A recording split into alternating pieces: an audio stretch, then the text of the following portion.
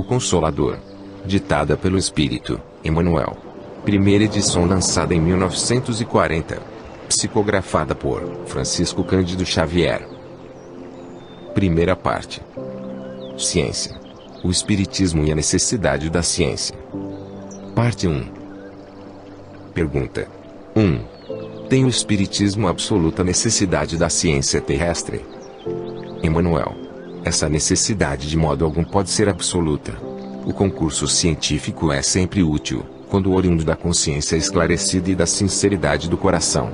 Importa considerar, todavia, que a ciência do mundo, se não deseja continuar no papel de comparsa da tirania e da destruição, tem absoluta necessidade do Espiritismo, cuja finalidade divina é a iluminação dos sentimentos, na sagrada melhoria das características morais do homem.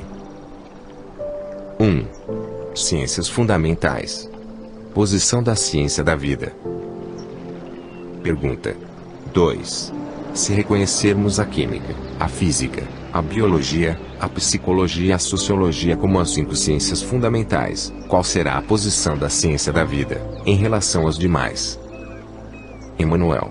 A química e a física, estudando a ação íntima dos corpos, suas relações entre si e as suas propriedades, constituem a catalogação dos valores da ciência material.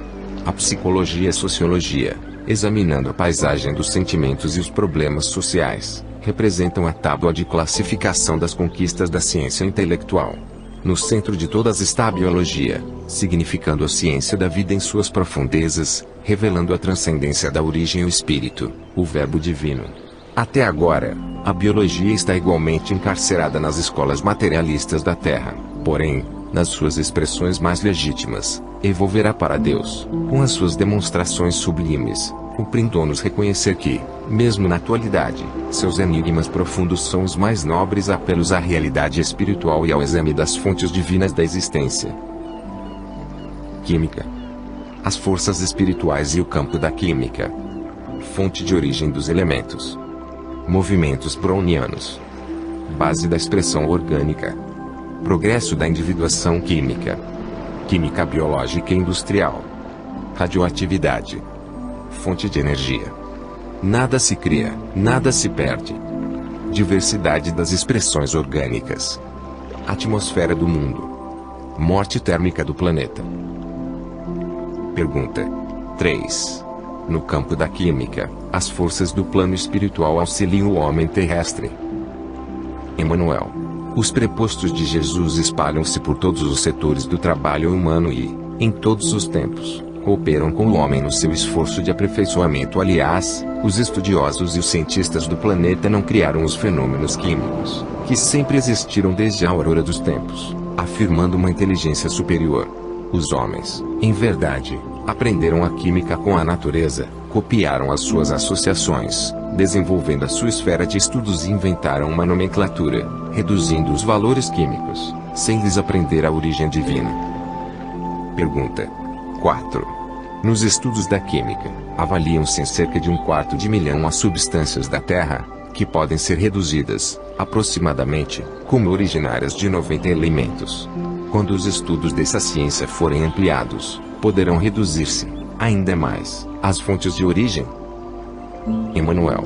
A química necessita apresentar essa divisão de elementos para a catalogação dos valores educativos, com vistas às investigações de natureza científica. No mundo, contudo, se na sua base estão os átomos, na mais vasta expressão de diversidade, mesmo assim tenderá sempre para a unidade substancial, e remontando com as verdades espirituais às suas fontes de origem.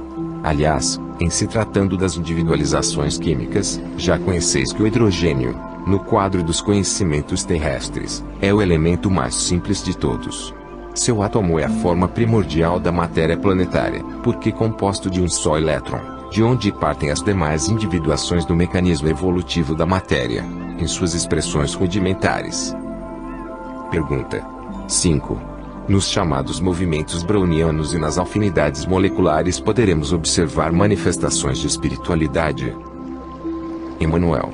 Nos chamados movimentos brownianos, bem como nas atrações moleculares, ainda não poderemos ver, propriamente, manifestações de espiritualidade, como princípio de inteligência, mas fenômenos rudimentares da vida em suas demonstrações de energia potencial, na evolução da matéria, a caminho dos princípios anímicos, sob a bênção de luz da natureza divina. Pergunta 6. Houve uma unidade material para a formação das várias expressões orgânicas existentes na Terra? Emmanuel. Assim como o químico humano encontra no hidrogênio a fórmula mais simples para estabelecer a rota de suas comparações substanciais, os espíritos que cooperaram com o Cristo, nos primórdios da organização planetária, encontraram, no protoplasma, o ponto de início para a sua atividade realizadora, tomando-o como base essencial de todas as células vivas do organismo terrestre. Pergunta 7. Existe uma lei de progresso para a individualização química? Emmanuel. Na conceituação dos valores espirituais, a lei é de evolução para todos os seres e coisas do universo. As individualizações químicas possuem igualmente a sua rota para a obtenção das primeiras expressões anímicas, sendo justo observarmos que, no círculo industrial, a individualização é trabalhada pelos processos mais grosseiros, até que possa ser aproveitada pelo agente invisível na química biológica, onde entra em novo círculo vital, na ascensão para o seu destino. Pergunta 8. Qual a diferença observada pelos espíritos entre a química biológica e a industrial? Emmanuel. Na primeira preponderam os ascendentes espirituais, em todas as organizações, ao passo que na segunda todos os fatores podem ser de atuação propriamente material. Nisso reside a grande diferença. É que, na intimidade da célula orgânica, o fenômeno da vida submete-se a um agente divino, em sua natureza profunda, e nos compostos industriais as combinações químicas podem obedecer a um agente humano. Pergunta 9. A radioatividade opera a destruição ou a evolução da matéria? Emmanuel. Através da radioatividade, verifica-se a evolução da matéria. É nesse contínuo desgaste que se observam os processos de transformação das individualizações químicas, convertidas em energia, movimento, eletricidade, luz, na ascensão para novas modalidades evolutivas, em obediência às leis que regem o universo. Pergunta 10. Onde a fonte de energia para a matéria, de vez que a radioatividade opera incessantemente, trabalhando as suas forças? Emmanuel. O Sol é essa fonte vital para todos os núcleos da vida planetária. Todos os seres, como todos os centros em que se processam as forças embrionárias da vida, recebem a renovação constante de suas energias através da chuva incessante dos átomos, que a sede do sistema envia à sua família de mundos, equilibrados na sua tração, dentro do infinito. Pergunta 11. Como deveremos compreender a assertiva dos químicos nada se cria, nada se perde? Emmanuel. Em verdade, o espírito humano não cria vida, atributo de Deus, fonte da criação infinita e incessante. Contudo, se o homem não pode criar o fluido da vida, nada se perde da obra de Deus em torno dele, porque todas as substâncias se transformam na evolução para mais alto. Pergunta 12. Em face da exatidão com que se efetuam as combinações naturais da química orgânica, como entender as diversas expressões da natureza em seus primórdios? Emmanuel.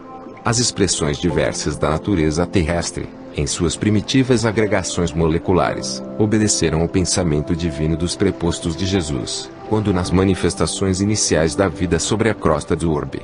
Remontado a essas origens profundas, podeis observar, então, o esforço dos espíritos sábios do plano invisível, na manipulação dos valores da química biológica nos primórdios da vida planetária, estabelecendo a caracterização definitiva dos processos da natureza na fixação das espécies, prevendo todo o mecanismo da evolução no futuro, e entregando o seu trabalho às leis da seleção natural que, sob a égide de Jesus, prosseguiram no aperfeiçoamento da obra terrestre através do tempo. Pergunta 13. As forças espirituais organizaram igualmente a atmosfera do mundo? Emmanuel. Isso é indubitável. A inteligência com que foram dispostos os elementos do cenário, para o desenvolvimento da vida no planeta, vô-lo comprova. A algumas dezenas de quilômetros foram colocados os revestimentos do ozônio, destinados a filtrar os raios solares, dosando-lhes a natureza para a proteção da vida. Da atmosfera recebe a maior porcentagem de nutrição para o entretenimento das células. E como o nosso escopo não é o de citações eruditas, nem o de redizer os preceitos científicos do mundo, lembremos que um homem, na manutenção da sua vida orgânica, necessita de regular quantidade de oxigênio, 15 gramas de azoto alimentar, e 500 gramas de carbono alimentar. O oxigênio é uma dádiva de Deus para todas as criaturas quanto ao azoto e ao carbono. É pela obtenção que o homem luta afanosamente na terra, recordando-nos a exortação dos textos sagrados ao espírito que faliu: comerás o pão com o suor do teu rosto. O problema básico da nutrição, nessa conta de química, é uma reafirmação da generosidade paterna do Criador e do estado expiatório em que se encontram as almas reencarnadas neste mundo. Pergunta 14. Como compreender a afirmativa dos astrônomos relativamente à morte térmica do planeta? Emmanuel: é certo que todo organismo material se transformará, um dia, revestindo novas formas. As energias do Sol, como as forças telúricas do orbe terrestre, serão esgotadas aqui, para surgirem na outra parte. Alguns astrônomos calculam a morte térmica do planeta para daqui a 1 milhão de anos, aproximadamente. Já se disse, porém, que a vida é um eterno presente. E o nosso primeiro dever não é o de contar o tempo, demarcando, em bases inseguras, a duração das obras conhecidamente sagrada para as edificações definitivas do nosso espírito, as quais são inacessíveis a todas as transformações da matéria, em face do infinito. Física. Execução das leis físicas. Bases convencionais. Conhecimentos atuais da física. A física e a existência de Deus. As noções do homem. O éter. A física e o plano de evolução. Substância. Lei de equilíbrio e lei de fluidos. Leis de gravitação. Teledinamismo nas relações entre os dois planos. Compreensão do magnetismo. Pergunta 15. Existem espíritos especialmente encarregados de execução das leis físicas no planeta terrestre? Emmanuel: essa verdade é incontestável, e o homem poderá examinar e estudar constantemente, auferindo o melhor proveito na sua rotina de esforços perseverantes. Porém, todas as definições do materialismo serão inúteis em face da realidade irrefutável dos fatores transcendentais, em todos os grandes fenômenos físicos da natureza. Pergunta 16. As novas revelações científicas positivadas pelos professores Thomson, Rutherford, Ramsay e Soddy, entre outros, no campo da física, sobre os átomos e os elétrons, são possíveis de fornecer o exato conhecimento de todas as etapas da evolução anímica. Emmanuel: a ciência, propriamente humana, poderá estabelecer bases convencionais, mas não a sabe legítima, em sua origem divina, porquanto os átomos e os elétrons são fases de caracterização da matéria, sem constituírem o princípio nessa escala sem fim, que se verifica, igualmente, para o plano dos infinitamente pequenos. Pergunta 17. Como são considerados, no plano espiritual, os conhecimentos atuais da física na Terra? Emmanuel: as noções modernas da física aproximam-se, cada vez mais, do conhecimento das leis universais, em cujo ápice repousa a diretriz divina que governa todos os mundos. Os sistemas antigos envelheceram. As concepções de ontem deram lugar a novas deduções. Estudos recentes da matéria vos fazem conhecer que os seus elementos se dissociam pela análise, que o átomo não é indivisível, que toda expressão material pode ser convertida em força e que toda energia volta ao reservatório do éter universal. Com o tempo, as fórmulas acadêmicas se renovarão em outros conceitos da realidade transcendente, e os físicos da Terra não poderão dispensar Deus nas suas eleições, reintegrando a natureza na sua posição de campo passivo, onde a inteligência divina se manifesta. Pergunta 18. Onde o ponto imediato de observação para que a física reconheça a existência de Deus? Emmanuel: desde o ponto inicial de suas observações, a física é obrigada a reconhecer a existência de Deus em seus divinos atributos. Para demonstrar o sistema do mundo, o cientista não recorreu ao chamado eixo imaginário. Ilações mais altas, no domínio do transcendente. A mecânica celeste prova a irrefutabilidade da teoria do movimento. O planeta move-se na imensidade. A matéria vibra nas suas mais diversificadas expressões. Quem gerou o movimento? Quem forneceu o primeiro impulso vibratório no organismo universal? A ciência esclarece que a energia faz o movimento, mas a força é cega e a matéria não tem características de espontaneidade.